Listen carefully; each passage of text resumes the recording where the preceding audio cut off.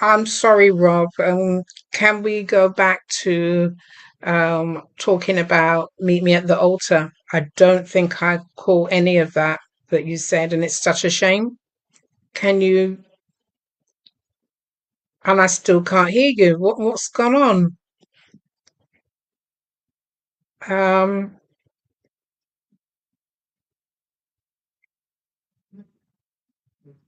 yeah, it's off here. You're on.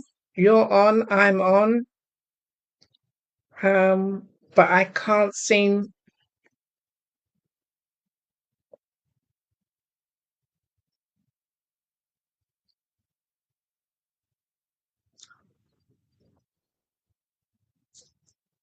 I can't work it out. Are you on mute on your end?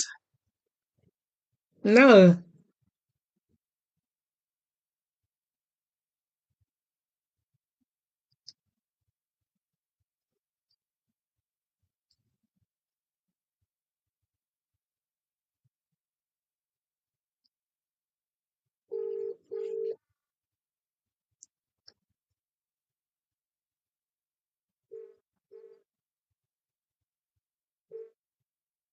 Hi, yeah, I don't know what's going on. I can't. Yeah,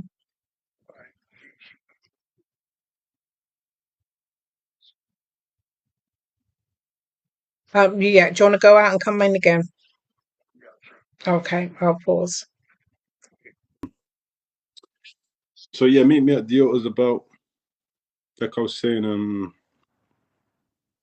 it wasn't a book I intended to write. It was a book that came off of the back of a company asking me to write with them. And 12 people in the boardroom read the book, said that they liked the book.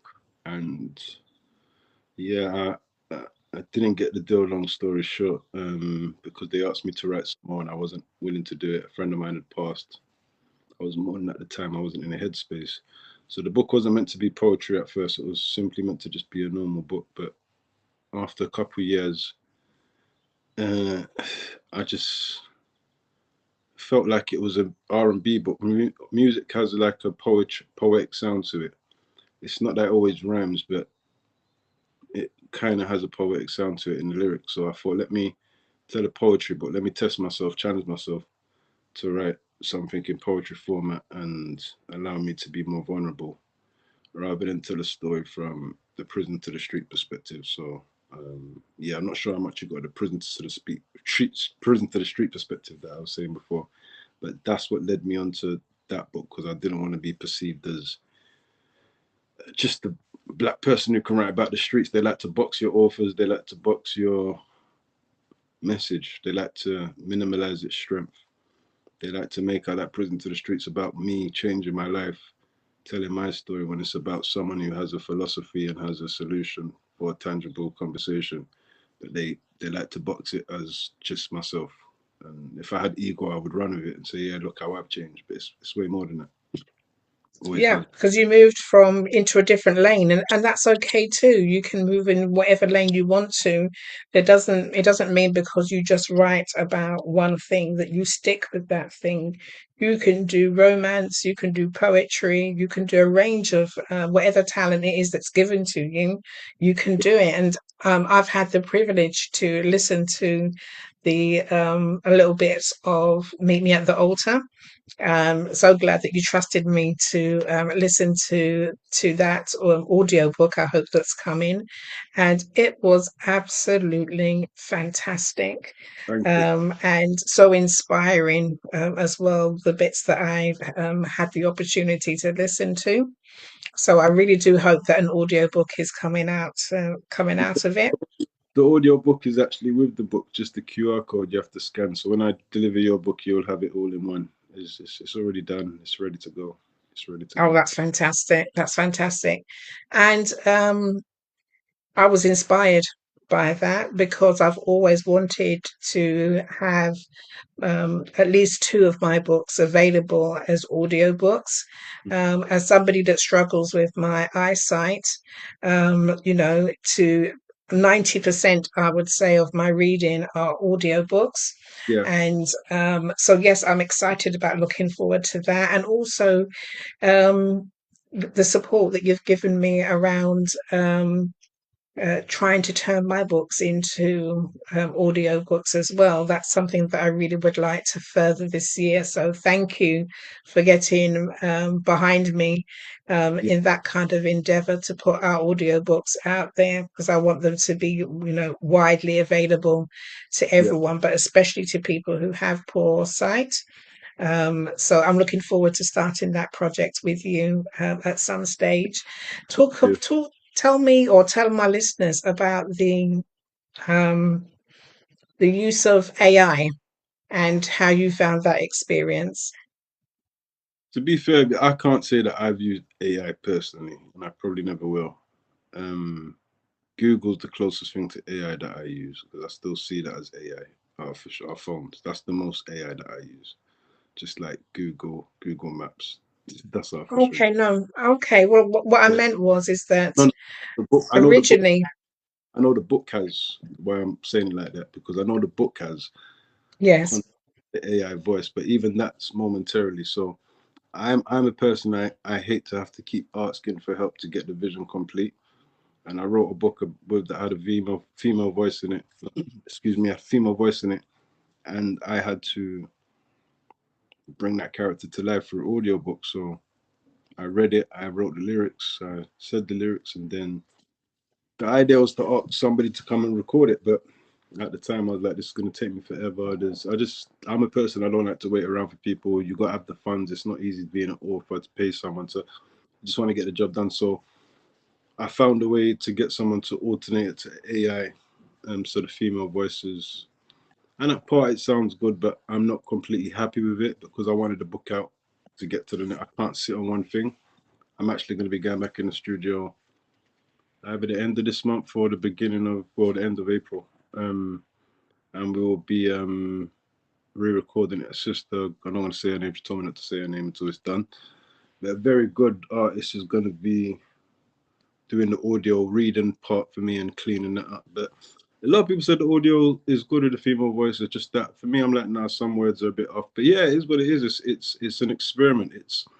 It's done over R&B sound instrumentals anyway, so it's not something I can go and sell as a song. It's just so I don't mind the loss in that area, but I want to fix it up because of my namesake. So yeah, now I've got, and sometimes in life they say God helps those who help themselves. When I hear criticism sometimes when someone will hear my book come out, they'll be like, "Oh, you could have done this better, you could have done that better." I hear people and I think everyone says what they don't know. Because when you're in that position, you don't know how much people will say they're going to be available, or you don't know what funds you've got. You don't know who's going to be committed to the job. It's not easy. yes, Like you're an author, your job is to write. Your job isn't to make sure that the sound engineer guy is going to be committed to your job. Your your job is you can't guarantee these things. You can only hope that they're going to be committed to the contract that you've or the agreement that you have in place. So because those things can affect things, I don't like no one to step in my way of my thing, my goal, and I'll make sure I'll do the goal if it means figuring out how to use the equipment myself. Because sometimes people as well have an ego thing. They like to not even just the ego thing. Sometimes people don't want you to get to the next place. There's so much different reasons for it. But I don't like that to get in my way. So I'm just grateful that now I have someone. And sometimes you gotta just put out what you've got. That's why I said you do your best, God do the rest. Even like I've done my part, and now it's like people that are this book serious. So now I want to actually contribute. So now I've been offered by a few of my sisters to do it. But sometimes, yeah, you just gotta do it first. It doesn't have to be perfect, guys. It doesn't have that's to be what I was thinking. That's what I was saying. Better done than perfect. It doesn't have to be all, all polished. done. And it's the same reason why I started the podcast. I'm not waiting for anybody to invite me on theirs. I'm going to get up and I'm going to learn how to do it myself. I'm very impressed with myself with the last interview that I put out on from Paris Yeah, because I set the equipment up all by myself. And Hey, normally I have to ask for support, got tech support downstairs to come up and try and fiddle with it for me. But in yeah, Paris, it was just me, myself, and I got on with it. And it's crystal clear. The view behind us is exceptional. And more importantly, the sound, you can hear every syllable. So we've invested in a bit of kit so that we could do our best and do this interview justice.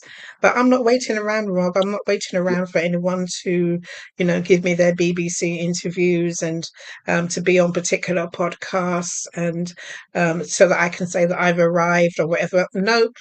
In the meantime, I'm getting up and I'm doing what I need to do. But let's move it on a bit. Now you've done Meet Me at the Altar. You've done Cain and Abel. What's next? next is um, The Elephant in the Room, which is finished actually as well. And that's a book Can you about repeat that for me? I didn't quite hear you.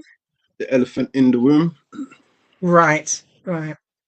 which is basically the elephant in the room, the idea of the elephant in the room, and just based off of people who are born of mixed nationality, telling their story, talking about the conversations that people have in the room but not outside of the room.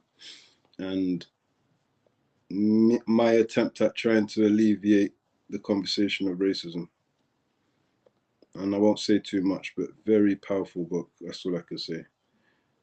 More powerful so because it's less of me speaking. It's a book compilation of interviews with those people's experiences and me asking Right. and me feeding back my experience as a black man and my perception of why I think the way I think. Going back to it's quite interesting and yeah, yeah, it's very interesting. It's an amazing book. That's all I can say. When is that likely to be published? June, July. And then Okay. the Mama Can't Raise No Man 2 is the one I'm working on now. And I just want to finish that before May so I can really do a book tour this year. I'm trying to do, not trying, I plan, I haven't made the phone calls, but we're doing a book tour around UK this year by September, August. I want it August, so I want to have all 7 books ready by August. If not all 7 are ready, doesn't stop me from touring the UK.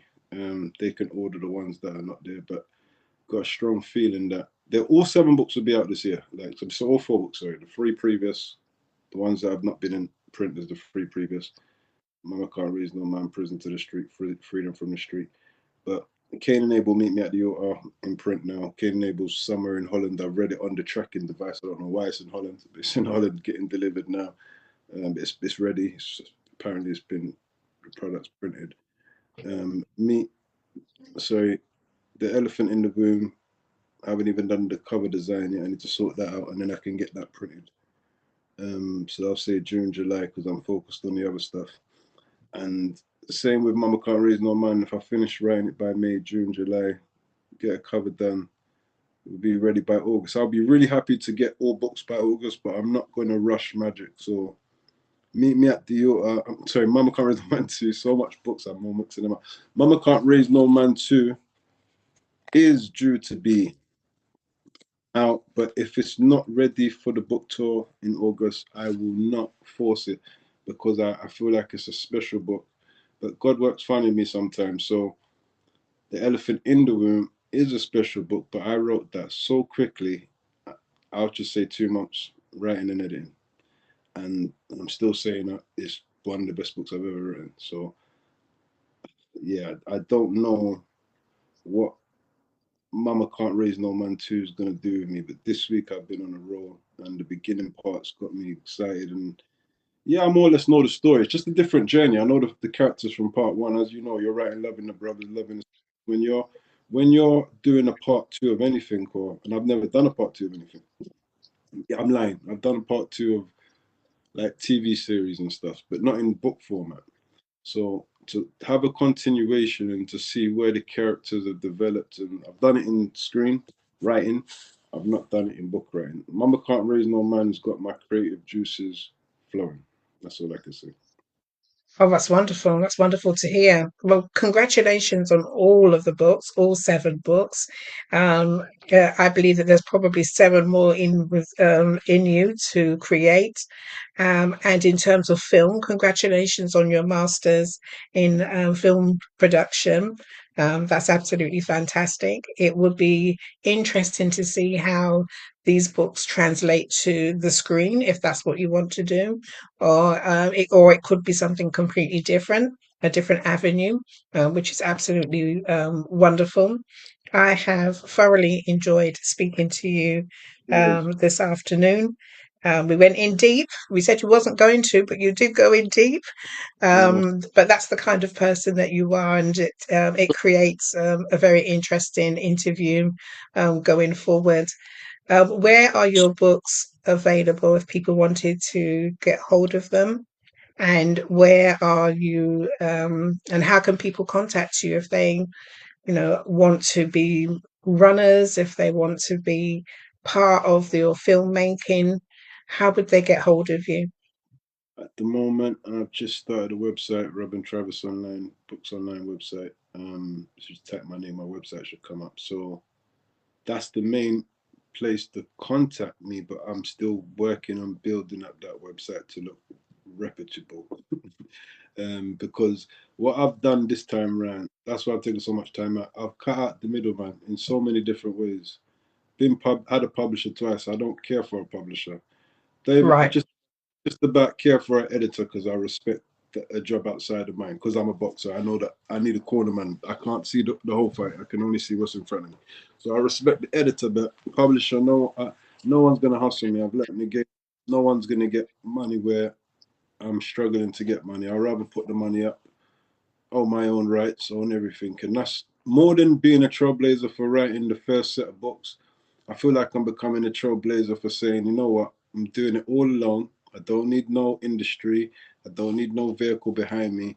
I just need to be Zakude. I just need to keep coming from far and I'll fix it. My name is coming from far to fix it. I'm coming from the hood Love and, that. I know I'm going to fix with the help of people who are on my what's the same page or same alignment or what's that word, the same purpose even. So even people like yourself, I know that those will be opened where they need to be opened, and you can't stop something that's God designed. Even if I'm not God designed, I'm not saying I'm this great person, but God didn't set me on a purpose to write books for people to close doors before. He didn't give me a gift to be a writer for people to pretend to see that I haven't done what I've done. So now he's told me, stop having a chip on your shoulder. I'm going to throw more talent on you so you can write more books and more films. I just wrote 3 films last year. Bike Thief. Uh, I think I need a therapist. I think you need a therapist. And another film at uni, which we filmed already. 5 minute film. Right. So I've already seen what my pen can do in the screen.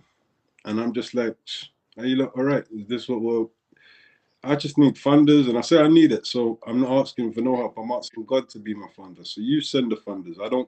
I'm too prideful. I'm not gonna lie. I don't like asking no for nothing. That's the truth. But I'm at an age where I've learned you have to be able to receive. So you ask God, and then when it comes, you have to Right. be Right. man enough to receive. Because pride comes before a foolish man. So that's what the type of stuff you're hearing in Mama Can't Raise No Man. I'm 10 years older from when I was in part one. I'm ready to talk about manhood on a different level and drop some gems there. So yeah, Yeah, yeah. My hands are certainly open. They're open for you. They're open that things fall into it for you, because you've done the work already. This year's title for International Women's Month is Give to Gain. And I'm not giving any more, Rob. I've already done it. I've done 30 years of public service through my work. So yeah, I'm here for the gains now. I'm here for what's going to fall into my lap. And amen. I'm not chasing anybody. And I'm sitting at anybody's table. I've learned that I've been isolated and separated for a reason. And things come to me, awards come to me, accolades come to me, opportunities come to me. I'm now a judge on the um, Caribbean Global Awards, and I didn't ask for it. It came Yeah, to me. So Yeah. I have the same wishes for you, Rob, going forward. The opportunities fall in your lap, funders come into your lap, sponsors, people with money come into your life who can fund the projects that you want to do going forward.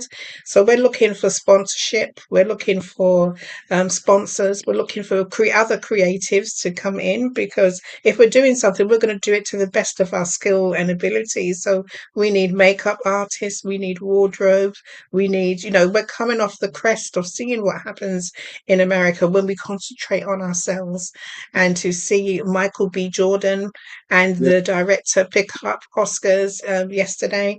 But it's more important than the Oscars, because we tend to hold Western award ceremonies up there as being the pinnacle. And I just love how they celebrate in America. They create their own awards. Okay, yeah, you can have the Oscars and all of that, which is good, but he's just as proud as the of the awards he's received from his own people.